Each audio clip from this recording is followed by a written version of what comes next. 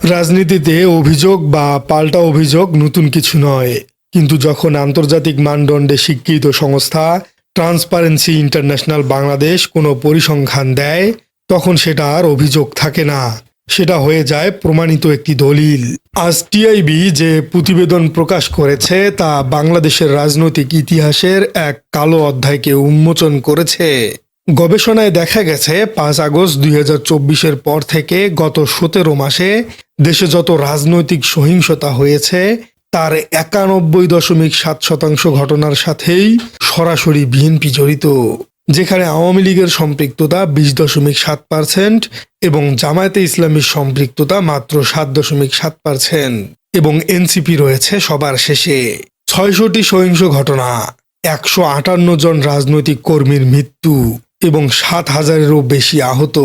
আজকের পর্বে আমরা দেখব কেন বিএনপি এই ১৭ মাসে দেশকে একটি ওয়ার জোন বা যুদ্ধক্ষেত্রে পরিণত করল, আর টিআইবির ভাষায় কেন তারা স্বৈরাচারের পতনের ১.৫ বছরে প্রত্যাশার বদলে জাতিকে উপহার দিল শুধুই দখলদারিত্ব। চলুন ডাটার পেছনের অপরাধের সাম্রাজ্য নিয়ে বিশ্লেষণ করা যাক। প্রথমে এই সংখ্যাটির গভীরতাটা বুঝুন। ৯১.৭%।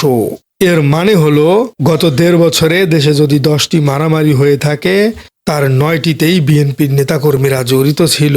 টিআইবি স্পষ্ট করেছে ৫ আগস্ট সরকার পতনের পর দেশে যে পাওয়ার ভ্যাকিউম বা ক্ষমতার শূন্যতা তৈরি হয়েছিল, বিএনপি সেটাকে গণতন্ত্র দিয়ে পূরণ করেনি, পূরণ করেছে ভায়োলেন্স বা সহিংসতা দিয়ে।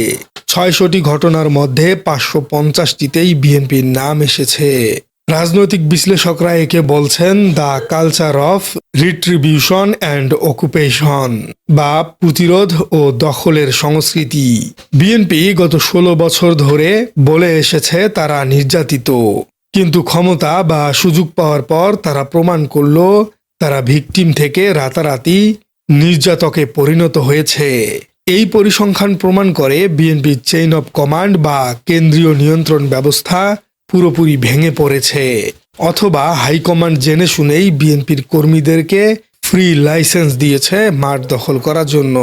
সবচেয়ে বড় প্রশ্ন হলো মারামারি আসলে কি নিয়ে? আদর্শ নিয়ে? গণতন্ত্র নিয়ে? না, টিআইবির রিপোর্টে উঠে এসেছে আসল সত্য। মারামারি হয়েছে পরিবহন টার্মিনাল, বালু মহাল, সিলেটের পাথর কোয়ারি, বাজার ঘাট এবং জলাশয় দখল নিয়ে। একে রাষ্ট্রবিজ্ঞানের ভাষায় বলা হয় রেন্ট সিকিং বিহেভিয়ার, বা কোনো উৎপাদন ছাড়াই অন্যের সম্পদ জোর করে দখল করে খাওয়া। আগে এই স্পটগুলো আওয়ামী লীগের নিয়ন্ত্রণে ছিল। ৫ আগস্টের পর বিএনপি কর্মীরা ভেবেছে এখন আমাদের সময়। এই যে বিজয়ীরাই লুটের মালের অধিকারী হবে, এই মধ্যযুগীয় মানসিকতা থেকেই বিএনপি সারা দেশে সন্ত্রাসের রাজত্ব কায়েম করেছে। সিলেটের পাথর কোয়ারি থেকে শুরু করে ঢাকার বাস স্ট্যান্ড, কোথাও তারা ছাড় দেয়নি। এই দখলদারিত্বের লড়াইয়ে তারা অন্য দলের সাথে নয়, বরং বেশি মারামারি করেছে তাদের নিজ দলের মধ্যেই। টিআইবি বলছে অভ্যন্তরীণ কোন্দলেই ছিল সহিংসতার অন্যতম প্রধান কারণ। ১৫৮ জন মানুষের মৃত্যু, এটা কি শুধুই পরিসংখ্যান নাকি বিএনপির রাজনৈতিক দেউলিয়াত্বের প্রমাণ? যেখানে জামাতের মাত্র ৭.৭% এবং এনসিপির ১.২% সহিংসতায় জড়িত, সেখানে বিএনপির এই মনোচেটিয়া সন্ত্রাস আগামী নির্বাচনে কি ধরনের বার্তা দিচ্ছে? বিএনপি কি দেশকে ফেইল্ড স্টেট বানানোর দিকে নিয়ে যাচ্ছে?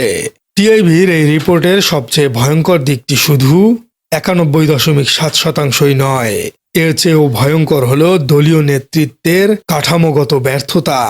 গবেষণায় স্পষ্ট বলা হয়েছে রাজনৈতিক দলগুলো তাদের সহিংস কর্মীদের বিরুদ্ধে কার্যকর ব্যবস্থা নিতে ব্যর্থ হয়েছে। আন্তর্জাতিক আইনের ভাষায় একে বলা হয় ফেইলার অব কমান্ড রেসপন্সিবিলিটি, অর্থাৎ মাঠ পর্যায়ে কর্মীরা যখন চাঁদাবাজি বা দখলদারিত্ব করছে তখন হাইকমান্ড হয় নীরব ছিল অথবা তাদের নিয়ন্ত্রণ করার ক্ষমতা হারিয়ে ফেলেছিল তারা। তুলনা ছাড়া সত্য বোঝা যায় না। টিআইবির রিপোর্টটি একটি আয়নার মতো।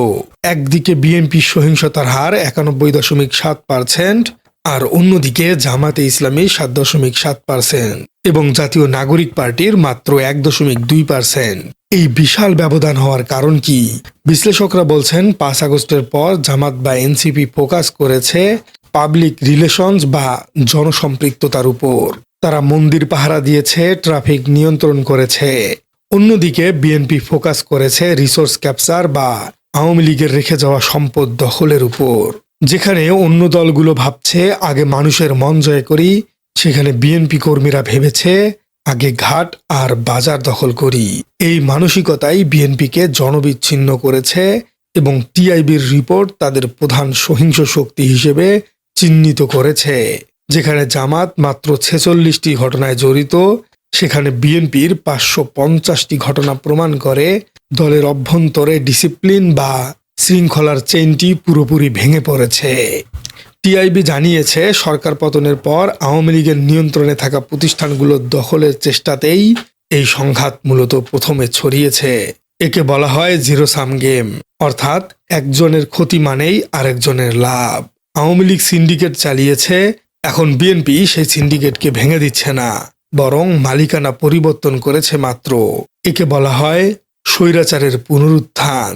সিলেটের পাথর কোয়ারি বা ঢাকার ফুটপাত, চাঁদাবাজ কেবল বদলেছে, চাঁদাবাজি বন্ধ হয়নি।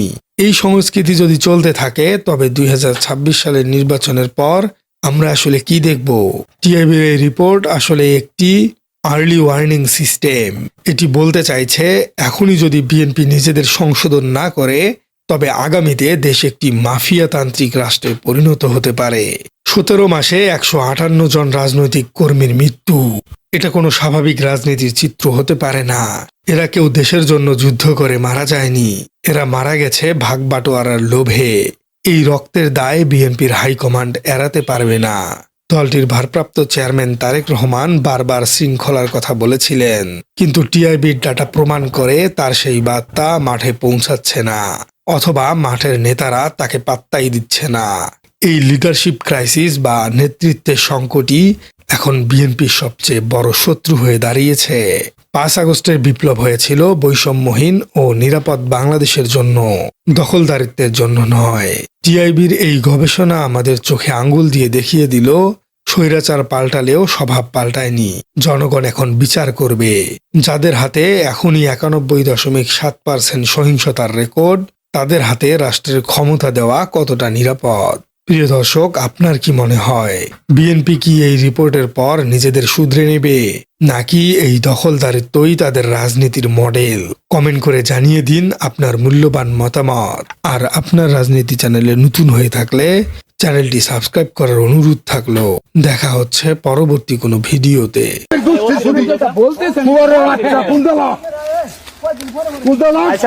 বাংলাদেশে থাকে না, এই দেশে চাঁদা হয়, এই চাঁদা